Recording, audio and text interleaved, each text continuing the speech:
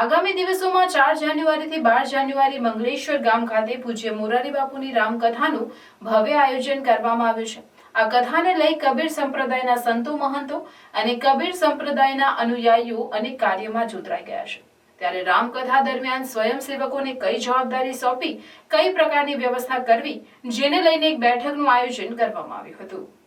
જૂના તવરા મંગલ મઠ ખાતે યોજાયેલ બેઠકમાં કબીર સંપ્રદાયના વરિષ્ઠ સંતો ઉપસ્થિત રહ્યા હતા અને તેઓના સેવકો ઉપસ્થિત રહ્યા હતા। સાથે જ આસપાસના ગામના સરપંચો, ડેપ્યુટી સરપંચ, ગ્રામ પંચાયત સરપંચ, તાલુકા પંચાયત સદસ્ય, જિલ્લા પંચાયત સદસ્ય સહિતના અગ્રણીઓ અને ખૂબ જ મોટી સંખ્યામાં ગ્રામજનો ઉપસ્થિત રહ્યા હતા। સાથે જ આ કાર્યમાં કઈ રીતે સેવામાં તત્પર રહેવું તે વિશે માર્ગદર્શન પૂરું પાડવામાં આવ્યું હતું।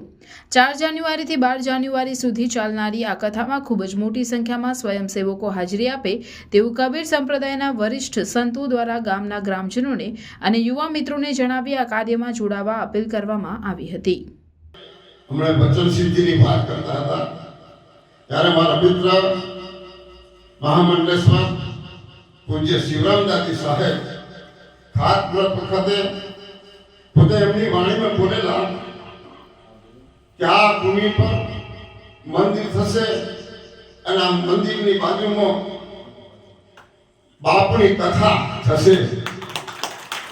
એમણે ખાસ વ્રતના દિવસે જ કહેલું અને એ વાત આજે સિદ્ધ થઈ છે। તો અને બાપુને એ 180 દેશમાં પોતે લાઈવ જેનું પ્રવચન હોય, કથા હોય એવા મહાપુરુષને અહીંયા લાવવા એ આપણા નાના સરકારનું કામ નથી।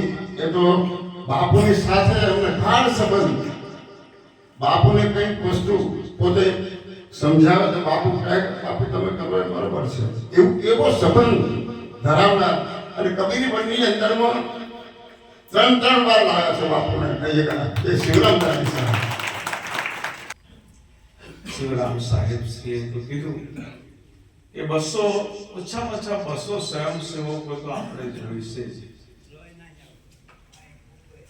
બાપુ શ્રી તો એમના સ્વયંસેવકો લઈને આવી જ રહ્યા છે, મોકલી રહ્યા છે, એ પણ 200 સ્વયંસેવકો લઈને આવશે। પણ આપણી જે ફરજના ભાવે આપણે જે તૈયારી રાખવી છે, જે સેવા પ્રગટ કરવી છે અને સેવા કોઈ કામ નહીં સમજવા, આપણે દાસા તનકી અધિક મહિમા એવા દાસ બનીને આપણે સેવા કરવી છે કે દાસ તનકી અધિક મહિમા સેવા કુંડ में નાય।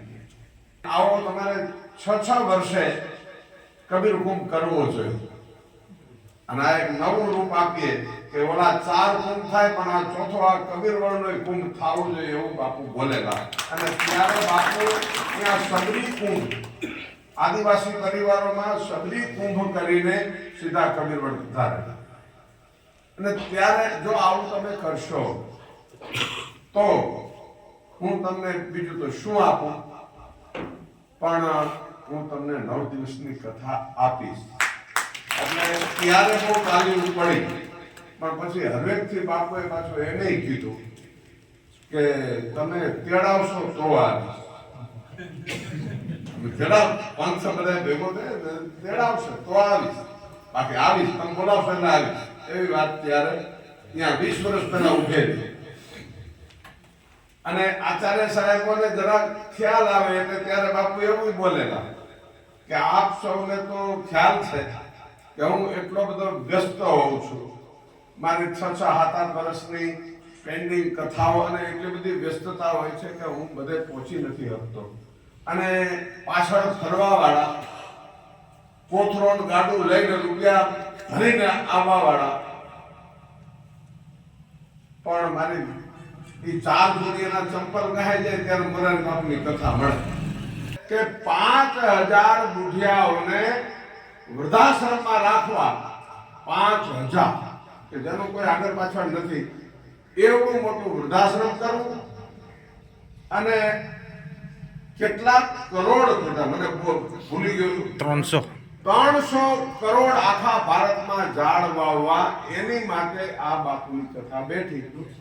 150 કરોડ ઝાડ વાવવાના અને આ વૃદ્ધાશ્રમ માટે 300 કરોડની એ બેઠકમાં બાપુ બેઠા. એટલે પહેલેથી બાપુએ ઉભેલા કે હું આ કથામાં તુલસી પત્ર નાખું છું. તમારો ભલે આખો થાળ હોય પણ ભગવાન સીધો એ આરોગ્ય નહીં, પણ કોઈ સાધુનું તુલસી પત્ર પડે તો ભગવાન ન ગમે. એટલે ભગવાનને 1 કરોડ રૂપિયા બાપુએ રાશિ એમાં આપી. ધર્મપ્રેમી ગુરુ ભાઈઓ બહેનો તથા ભક્તજનોને જણાવવાનું કે સનાતન ધર્મ પરિવારના ગાદીપતિ સદગુરુ મહારાજ પરમ પૂજ્ય શ્રી સોમદાસ બાપુ પ્રેરિત 50મા શરદ પૂર્ણિમા દશેરા મહોત્સવ નિમિત્તે શ્રીમદ ભાગવત જ્ઞાન યજ્ઞ કથા તથા સત્સંગ હરિકીર્તન કાર્યક્રમનું ભવ્ય આયોજન કરવામાં આવ્યું છે. તારીખ 30/12/2024 સોમવારના રોજ આ આયોજન રાખવામાં આવેલ છે. તો આપ સૌને કથામૃતનું રસપાન, પરમ પૂજ્ય ગુરુદેવના દર્શન તથા સત્સંગ હરિકીર્તનનો લાભ લેવા પધારવા ભાવભર્યું આમંત્રણ પાઠવીએ છીએ. સનાતન ધર્મ દ્વારા 50મા શરદ પૂર્ણિમા એટલે કે સુવર્ણ જયંતિ મહોત્સવ પૂજ્ય સોમદાસ બાપુના સાનિધ્યની અંદર ઉજવવા જઈ રહ્યા છે. ખાસ કરીને ભરૂચ જિલ્લાના તમામ ભાઈઓ બહેનો અને ધાર્મિક ભાવિ ભક્તોને આમંત્રણ છે. સાથે સાથે મહાપ્રસાદીનું પણ આયોજન કરેલ છે. તો તમામ ભાઈઓ બહેનોએ મહાપ્રસાદી પણ આ કાર્યક્રમની અંદર લેવાની છે.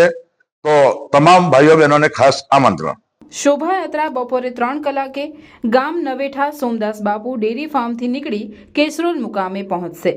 તો મહાપ્રસાદી સાંજે 5 કલાકે અને મહાઆરતી સાંજે 7 કલાકે યોજાશે. પૂજ્ય બાપુશ્રીની અમૃતવાણી રાત્રે 8 કલાકે અને કથાનો પ્રારંભ રાત્રે 8:30 કલાકે થશે. તો સત્સંગ હરિકીર્તન કાર્યક્રમ કથાના વિરામ બાદ યોજાશે. શ્રીમદ ભાગવત જ્ઞાન યજ્ઞ કથાનું રસપાન પરમ પૂજ્ય જિગ્નેશ દાદા એટલે કે રાધે રાધે કરાવશે તથા સત્સંગ હરિકીર્તન કાર્યક્રમમાં કમલેશ બારોટ તથા તેમનું વૃંદ પધારશે.